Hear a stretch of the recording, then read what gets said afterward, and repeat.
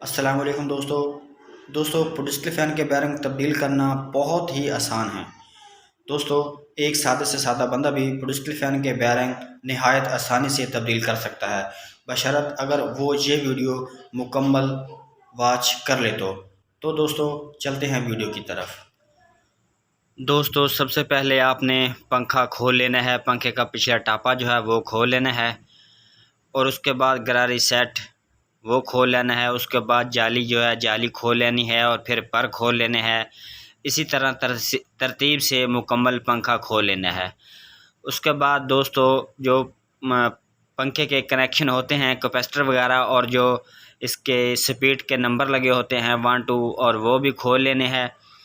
اس کو نشانیاں وغیرہ لگا لینی ہے تاکہ بعد میں آپ کو لگانے میں پریشانی نہ ہو۔ دوستو اگر کسی کو وہ نہیں پتہ تو میں ڈسکرپشن میں اس ویڈیو کا لنک دے دوں گا، جس میں ہم نے یہ بتایا ہے کہ پوڈسٹل فین کو کیپیسٹر کیسے لگایا جاتا ہے، اور پوڈسٹل فین کے جو کنیکشن ہیں وہ کیسے کیے جاتے ہیں۔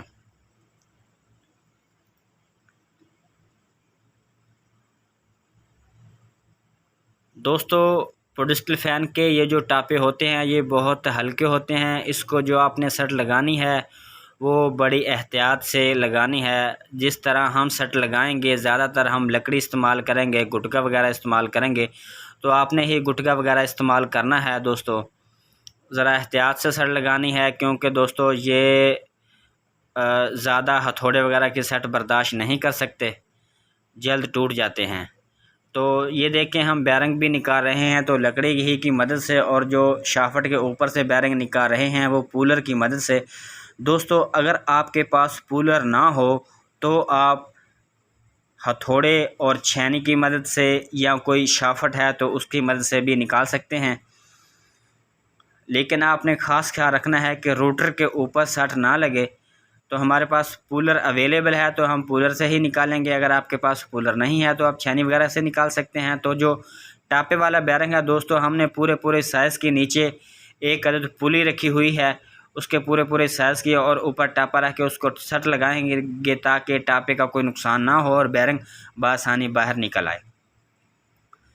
تو یہ دیکھیں دوستو بیرنگ بآسانی باہر نکل آیا۔ اب آپ نے جو بیرنگ اس میں ڈالنے ہیں تو دوستو آپ نے جہاں بیرنگ ڈالنے ہیں وہاں پہلے موبلائل لگا لینا ہے، نیا ہو یا پرانا ہو، اس سے بیرنگ جو ہیں وہ اچھی طرح چلے جائیں گے، شافٹ کے اوپر چڑھ جائیں گے۔ اس طرح زیادہ سٹ لگانے سے بیرنگ خراب ہو جاتے ہیں۔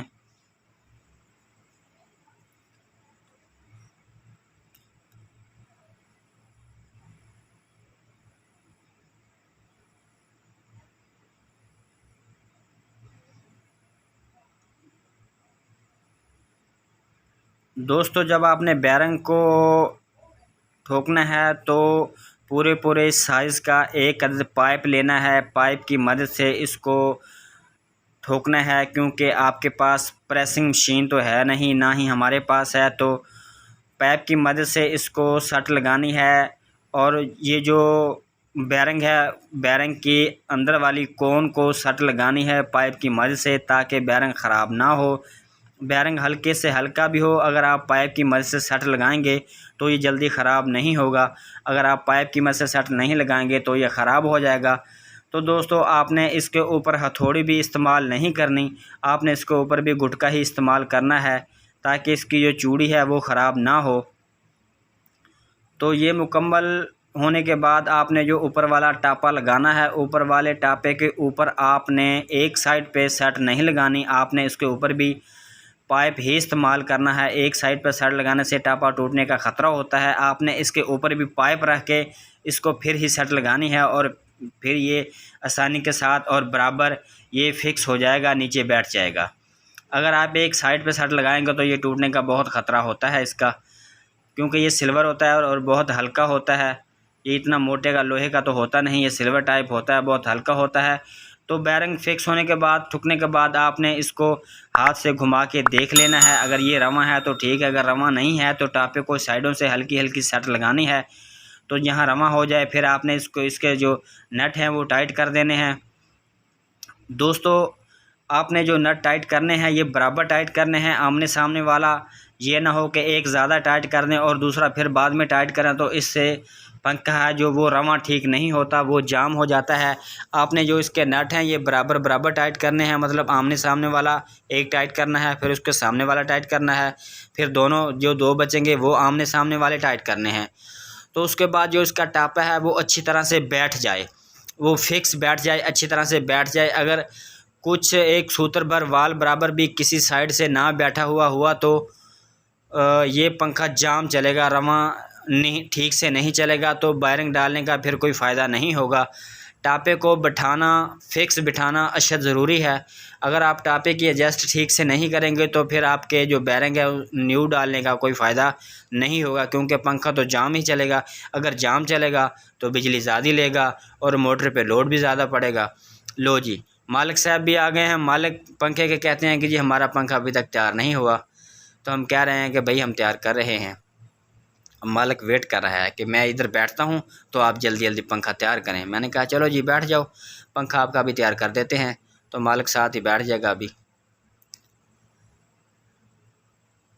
لو جی،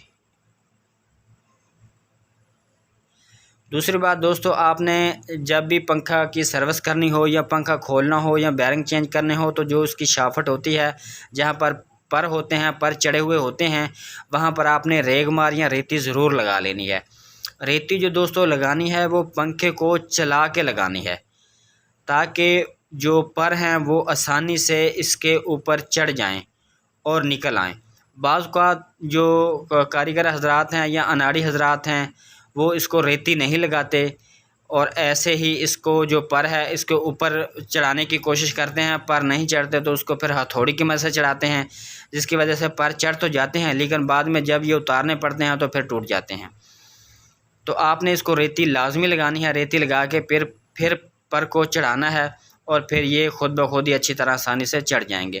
جب بعد میں پھر یہ نکالنے ہوں گے تو پھر یہ آسانی سے باہر آ جائیں گے۔ تو پر کے جو نٹ ہیں وہ آپ نے اچھی طرح سے ٹائٹ کر دینا ہے۔ یہ لو جی، ہمارا پنکھا بالکل ریڈی اور تیار ہو گیا ہے ماشاءاللہ سے۔ یہ دیکھیں بالکل بے آواز اور اچھی خاصی سپیڈ میں زبردست چل رہا ہے۔ جب یہ پنکھا ہمارے پاس آیا تھا تو بہت زیادہ آواز دیتا تھا، بہت آواز بھی دیتا تھا اور اس کی سپیڈ بھی سلو تھی اور گرم بھی بہت ہوتا تھا۔ گرم اسی لیے ہوتا تھا کیونکہ جام تھا۔ جب موٹر جام تھی اس کا زور بھی زیادہ لگتا تھا، اور صاف ظاہر ہے جب زور زیادہ لگتا تو کرنٹ بھی زیادہ لیتا تھا، کرنٹ زیادہ لیتا تو پھر وہ موٹر گرم ہوتی تھی۔ اب یہ رواں بھی چلے گا اور کرنٹ بھی کم لے گا اور ٹھنڈا بھی چلے گا، اتنا گرم بھی نہیں ہوگا اور آواز بھی نہیں دے گا۔ تو دوستو، اگر آپ کی کوئی بھی موٹر پنکھا ہے یا موٹر ہے، اگر وہ آواز دے تو آپ کوشش کریں کہ اس کے بیرنگ جلد از جلد تبدیل کر دیں۔ اگر بیرنگ اس کے جام ہو گئے تو موٹر جلنے کا بھی خطرہ ہے اور موٹر کرنٹ بھی زیادہ لیتی ہے۔ تو دوستو، اس کے ٹاپے جو بیک اور فرنٹ جالی ہے یہ لگا کر پھر ہم آپ کو اس کو چلا کے دکھاتے ہیں کہ یہ کیسے چلتا ہے۔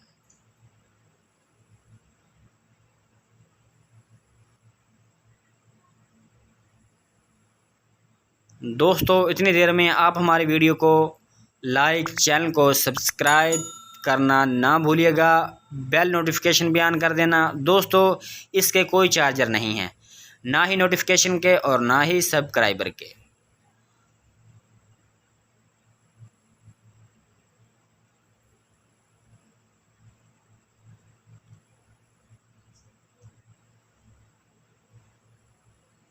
لو دوستو، پنکھا بالکل تیار ہو چکا ہے۔ اب ہم آپ کو چلا کے چیک کرواتے ہیں۔ چل بے، ماشاءاللہ ماشاءاللہ، دیکھیں جی بالکل زبردست اور اچھی زبردست سپیڈ میں اور بالکل فٹ۔ دوستو، آپ کو ہماری ویڈیو کیسی لگے کمنٹ سیکشن میں رائے کا اظہار ضرور کیجیے گا۔ اللہ حافظ۔